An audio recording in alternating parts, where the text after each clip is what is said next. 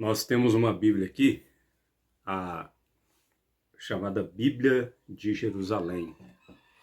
E hoje eu quero comentar a respeito da introdução ao livro do Apocalipse, que nós encontramos aqui na famosa Bíblia de Jerusalém. Antes queria dizer que é uma Bíblia muito bonita mesmo.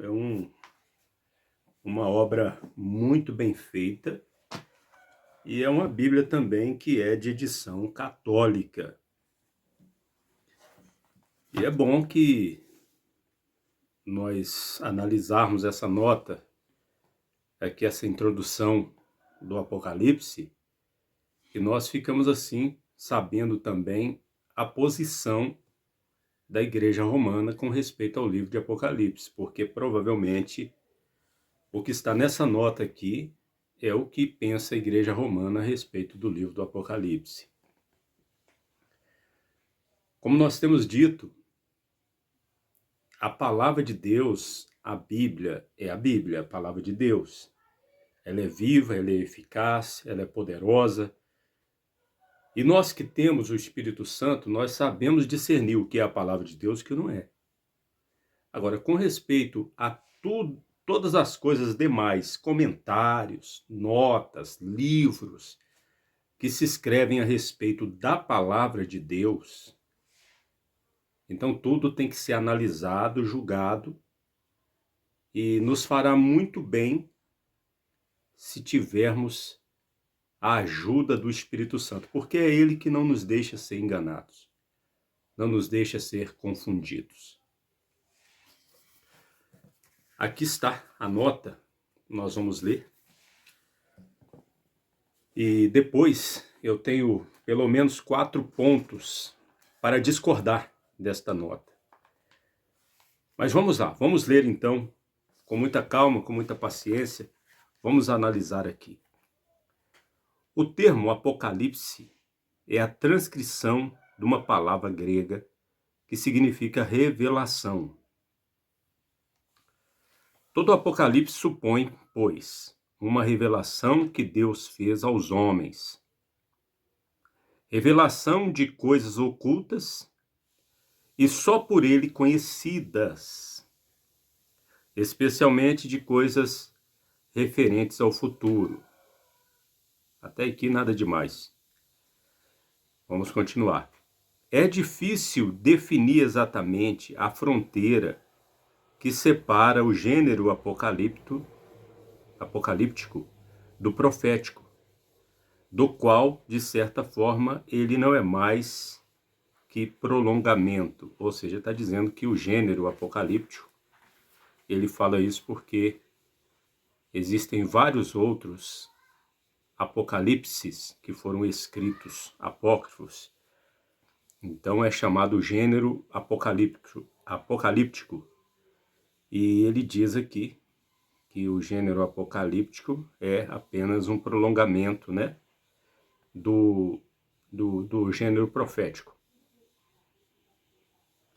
Mas enquanto os antigos profetas ouviam as revelações divinas e as transmitiam oralmente, o autor de um Apocalipse recebia suas revelações em forma de visões, que consignava em livro.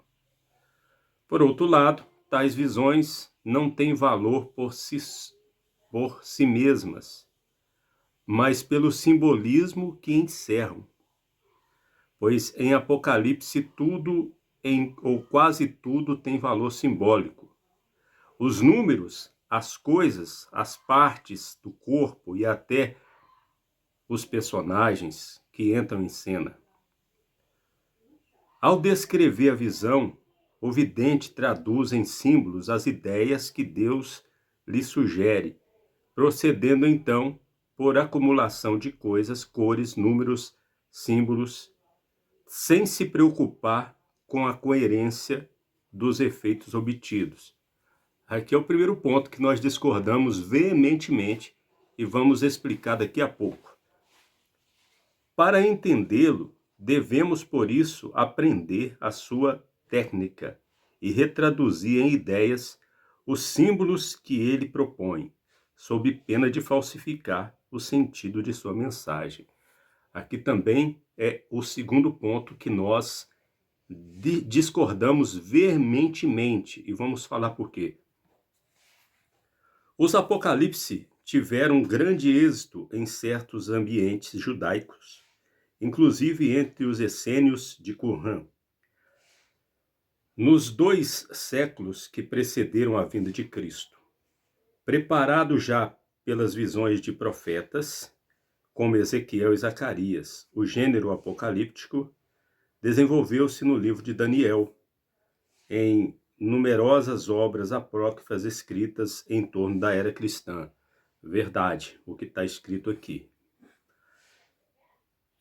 Continuando. O Novo Testamento guardou em seu cânon apenas um Apocalipse, cujo autor menciona ser seu próprio nome, João 1:9, que o escreveu exilado na ilha de Patmos, por causa da sua fé em Cristo. Uma tradição representada já por São Justino e amplamente difundida no fim do século II, Santo Irineu, Clemente de Alexandria, Tertuliano, o cânon de Muratori, identifica-o com o apóstolo João, autor do 4º evangelho.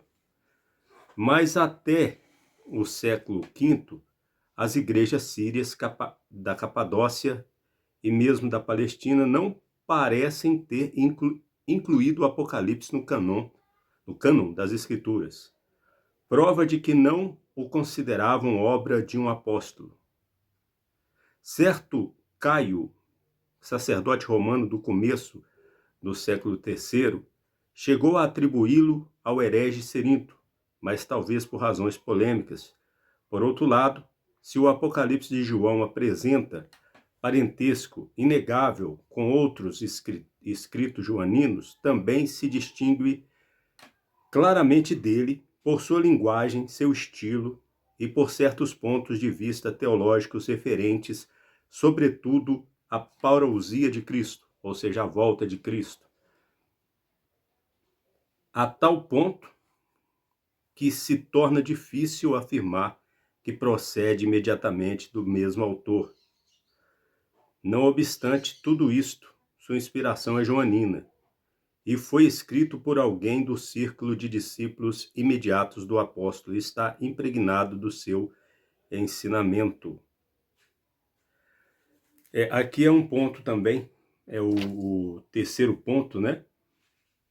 É o 4º ponto. O terceiro ponto é uma observação que nós vamos fazer. Aqui já estamos no 4º ponto que nós discordamos. O autor não acredita que João, o apóstolo, seja o autor. Aqui está claro, ele não acredita. Ele expõe a história, mas ele não acredita, pelo que parece. Aí diz aqui, continuando, não se pode duvidar de sua canonicidade. Quanto à data da composição, admite-se bastante comumente que tenha sido composto durante o reinado de Domiciano, pelo ano 95. Outros, não sem alguma probabilidade, creem que pelo menos algumas partes já estariam redigidas desde o tempo de Nero, pouco antes de 70. Vamos continuar, depois nós comentamos aqui. Seja que optemos pelo tempo de Domiciano, seja pelo tempo de Nero, é indispensável para o bem compreender o Apocalipse, reinseri-lo no ambiente histórico que lhe deu origem. Um período de perturbações e de violentas perseguições contra a igreja nascente.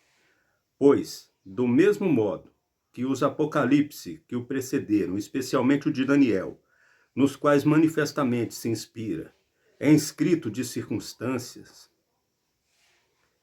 destinado a reerguer e robustecer o ânimo dos cristãos, escandalizados, sem dúvida, pelo fato de que perseguição tão violenta se tenha desencadeado contra a igreja daquele que afirmara: não temais, eu venci o mundo. João 16:33.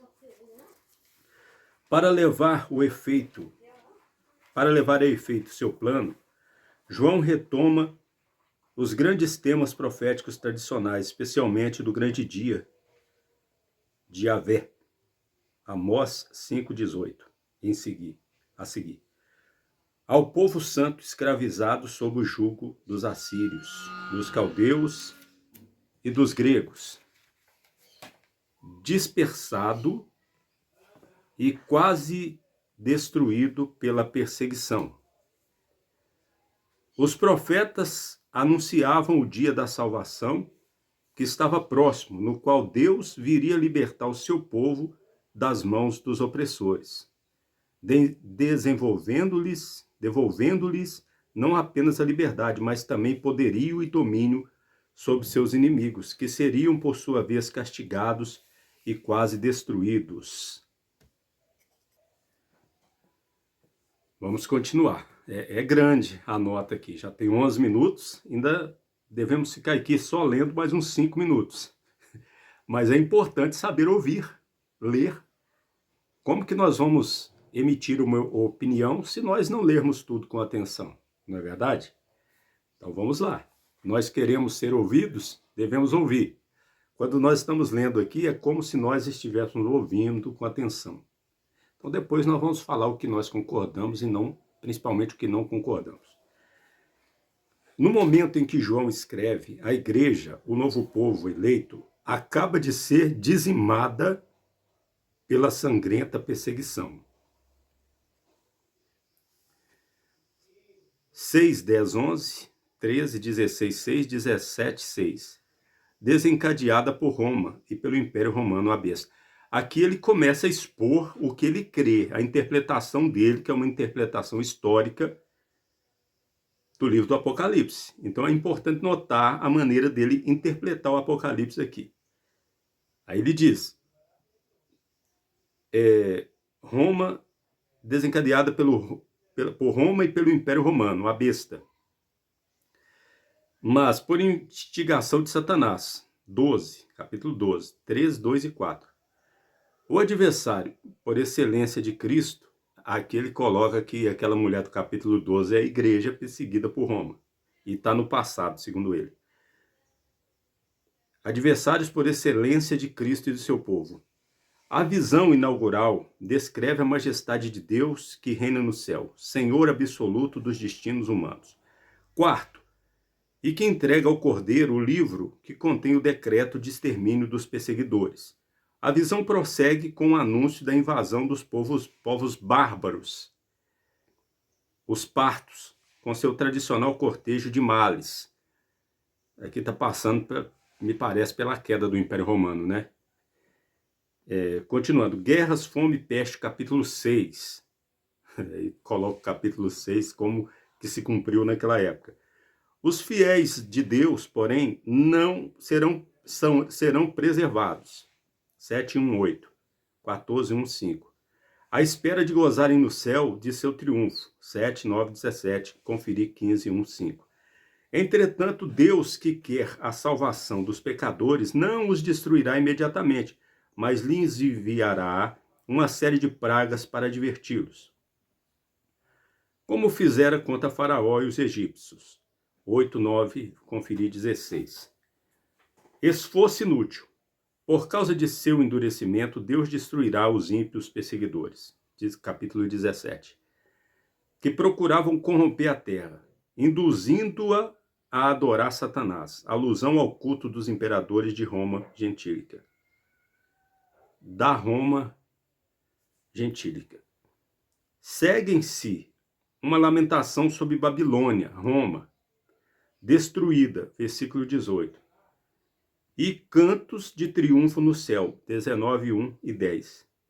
Nova visão retoma o tema da destruição da besta, a Roma perseguidora, realizada desta vez por Cristo glorificado, 19:11-21. Então inicia-se um período de prosperidade para a igreja. Israel aqui não é visto, né? Segundo a interpretação dele, Israel desapareceu, deixou de existir. Não é isso? Vamos continuar. Que terminará com o novo assalto de Satanás contra ela. Capítulo 20, versículo 7. O aniquilamento do inimigo, a ressurreição dos mortos e seu julgamento. 20, 11 e 15. E finalmente, aqui já vamos para a reta final da introdução ao Apocalipse, da Bíblia de Jerusalém. Finalmente o estabelecimento definitivo do reino celeste, na alegria perfeita depois de aniquilar a morte. Capítulo 21, 21, 1 a 8. Uma visão retrospectiva descreve o estado da perfeição da Nova Jerusalém durante seu reinado sobre a terra. 21, 9 em seguida.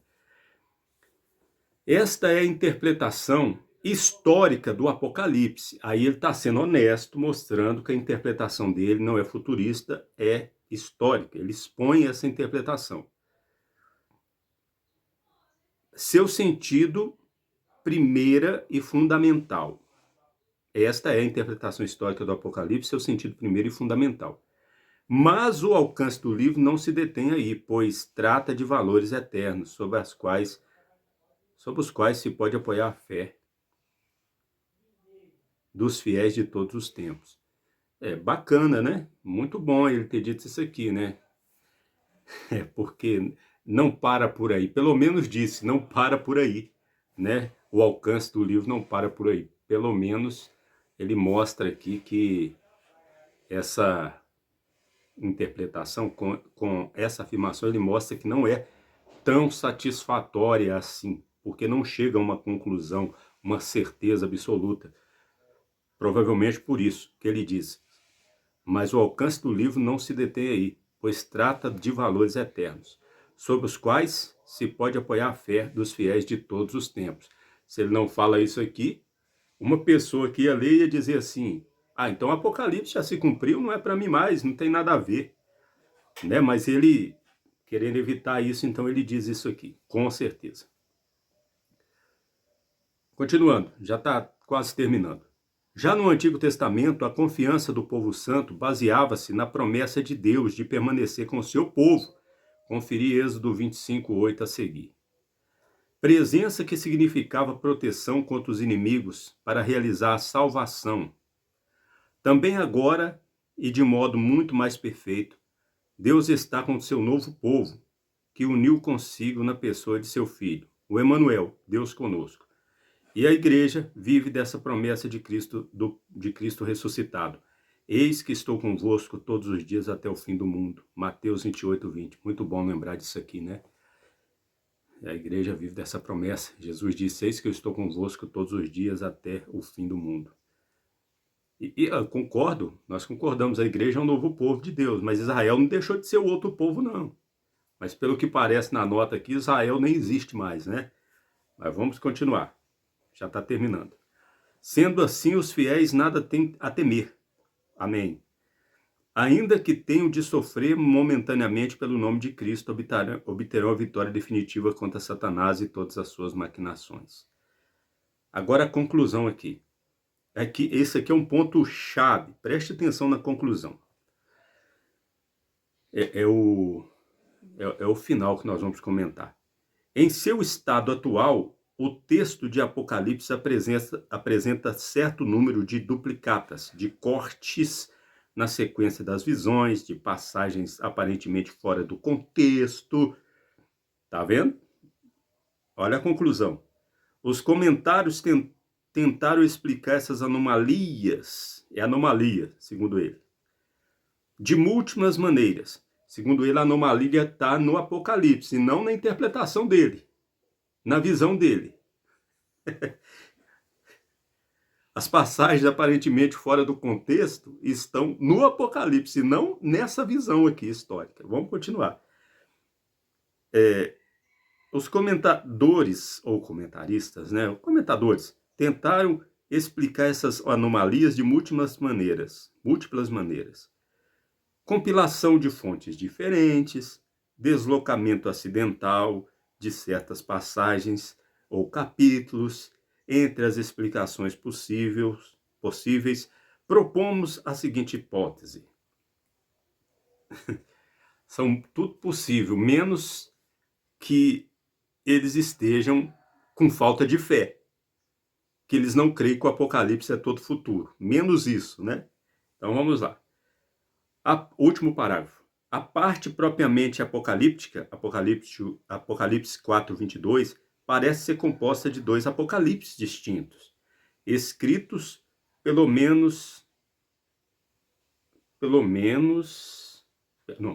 escritos pelo mesmo autor em datas diferentes e depois unidos num só texto por outra mão.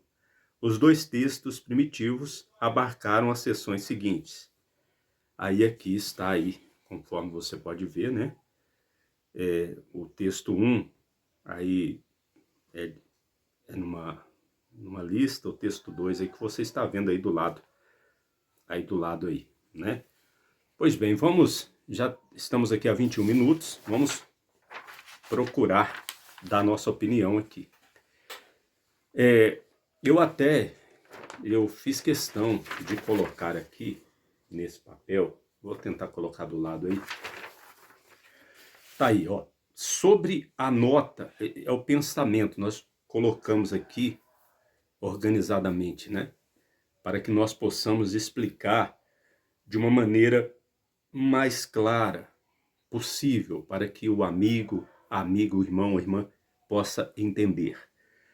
Sobre a nota que vem antes do livro do Apocalipse, na Bíblia de Jerusalém, o ponto 1, ele diz, no início, né, que o que está escrito, se você voltar ao vídeo, você pode ver, né? O primeiro ponto que eu chamei a atenção, ele diz que o que está escrito em Apocalipse é uma tradução em símbolos das ideias que Deus sugeriu nas visões. Ou seja, o que está escrito é uma tradução feita em símbolos pelo autor do Apocalipse.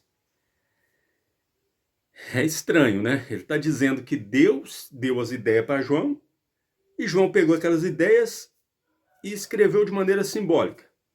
Aí ele envia para a igreja esse escrito das ideias de Deus de maneira simbólica, e a igreja, ela tem que saber o que significa aquele símbolo ali e entender as ideias de Deus. Só que isso contraria o que está escrito aqui em Apocalipse, capítulo 1. Apocalipse, capítulo 1, versículo 11. Está escrito assim: Eu fui arrebatado no Espírito no dia do Senhor, e ouvi detrás de mim uma grande voz como de trombeta, que dizia: Eu sou o Alfa e o Ômega, o primeiro e o derradeiro. O que vês, escreve num livro. O que vês. Então, ele deveria escrever o que ele estava vendo. Não é que Deus estava comunicando ideias e ele escreveu o que ele entendesse. Ele apenas tinha que ser fiel. Eu estou vendo isso, escrevia. Apocalipse 22, 8. Está escrito assim. Apocalipse 22, 8. Eu, João, sou aquele que vi e ouvi estas coisas. E havendo-as ouvido e visto, prostrei-me aos pés do anjo, por aí vai. Ele viu e ouviu. E ele escreveu o que viu e o que ouviu. E Apocalipse 22, 16 diz: Eu, Jesus, enviei meu anjo para vos testificar estas coisas nas igrejas. Se Jesus enviou o anjo dele para testificar as coisas, deu ordem a João para escrever, provavelmente ele não iria escrever algo desconexo, tão difícil, de maneira que um diga, é isso, o outro diga, não é aquilo. Claro que não. Deus não é Deus de confusão. Está escrito lá em 1 Coríntios. Deus não é Deus de confusão. Então, isso aqui, essa versão aqui dele, aqui, esse ponto, contraria o que está escrito no próprio Apocalipse. O ponto 2, o autor diz que é necessário para entender o que está escrito, diz que o que é necessário para entender o que está escrito. É necessário aprender sua técnica e retraduzir em ideias o que o livro propõe. Olha só que confusão. Ou seja, como se o livro do Apocalipse fosse algo oculto. E ele ainda diz aqui que sob a pena, ele diz aqui, sob pena de falsificar o sentido da sua mensagem. Ele está dizendo que é perigoso. Aí a pessoa que lê isso aqui, tadinha, não tem o Espírito Santo, ou um novo na fé, diz assim, então não vou ler o Apocalipse não, eu vou ter que aprender a técnica de retraduzir em ideias o que o livro propõe. Isso contraria o que diz Apocalipse 1:3, pois está escrito assim, ó, bem-aventurado aquele que lê, os que ouvem as palavras dessa profecia e guarda as coisas que nela estão escritas, porque o tempo está próximo. Não me parece que o Senhor iria dificultar ao extremo uma mensagem que é para ser lida, ouvida e guardada. E Apocalipse 22:7 também, que ele repete essa mesma verdade, né? Eis que cedo venho, bem-aventurado aquele que guarda as profecias da profecia desse livro. É profecia. Se querem chamar de gênero apocalíptico, comparar com os outros apocalipses, apócrifos. Pois é, tivemos que parar aqui um pouquinho, mas vamos continuar. Vamos continuar. O terceiro ponto, o ponto diz o seguinte: vê-se que o autor da nota é muito estudado, intelectual e possui muita sabedoria humana. Ah, isso aí com certeza, né? Muito estudado, é um intelectual, é um doutor, principalmente em histórias, né? Na história das coisas da religião, vamos dizer assim, mas isso não é suficiente para discernir as coisas de Deus. 1 Coríntios, capítulo 1, versículo 20, diz assim, ó. Aqui, ó, 1 Coríntios, capítulo 1, versículo 20, diz assim: onde está o sábio? Onde está o escriba? Onde está o inquiridor deste século? Porventura não tornou Deus louca a sabedoria deste mundo? Pois visto que na sabedoria de Deus o mundo não conheceu a Deus pela sua sabedoria, aprove a Deus salvar os crentes pela loucura da pregação. Porque os judeus pedem sinal e os gregos buscam sabedoria, mas nós pregamos a Cristo crucificado, que é escândalo para os judeus e loucura para os gregos. Ou seja, isso aqui nos lembra que a sabedoria humana não alcança, né, as coisas de Deus. Temos que falar que escrever uma nota dessa aqui não é para qualquer um, né? É um intelectual realmente, cheio de sabedoria humana, mas não consegue discernir a simplicidade da verdade que o Apocalipse é uma profecia que ainda vai se cumprir. O quarto e último ponto aqui. O autor da nota não acredita que foi João o apóstolo que escreveu o Apocalipse. Ele mostra aqui, ele diz que deve ter sido alguém do círculo de João, um discípulo de João, né? E que não foi escrito em 95 somente, que uma parte foi escrita numa época, outra em outra época, né? Mas se acreditamos, o porquê que não concordamos? Se acreditamos que o Apocalipse é a palavra de Deus, então somos obrigados a acreditar que foi o apóstolo João que escreveu, pois está escrito lá em Éfeso 2:20, o que nós vamos ler aqui. Vamos lá, Efésios 2:20. Por que nós acreditamos que foi o apóstolo João? Só podia ser um apóstolo. Se é a palavra de Deus, se é a revelação de Jesus Cristo, só podia ser um apóstolo. Se foi enviado às 7 igrejas, não é verdade?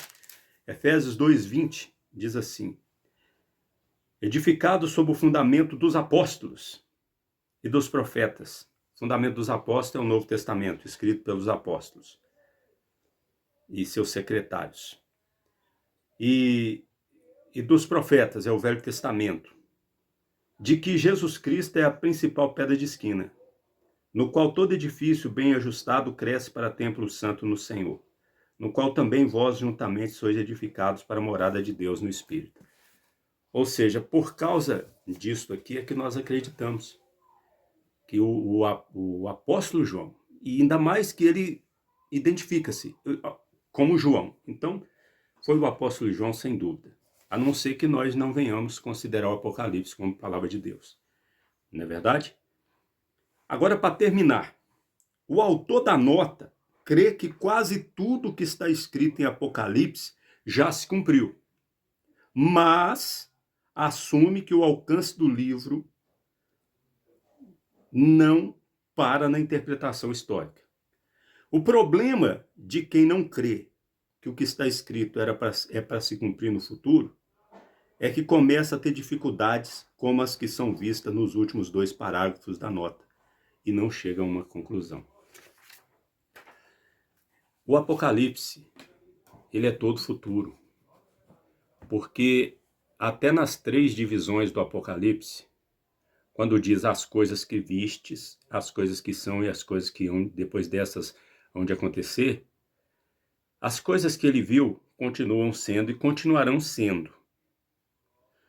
As coisas que eram naquela época continuam sendo hoje, apesar que hoje não há algumas daquelas igrejas mais, mas as igrejas locais, a totalidade das igrejas locais, nós encontramos igrejas que estão ali, se identificam com Éfeso, que Jesus as identifica como Tiatira, como Pérgamo, como Filadélfia, Laodiceia.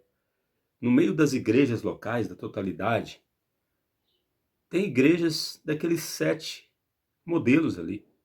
Então aquelas cartas continuam sendo para hoje também. Quem tem ouvidos, ouça o que diz o Espírito às igrejas. Então, as coisas que são também continuarão sendo até o arrebatamento.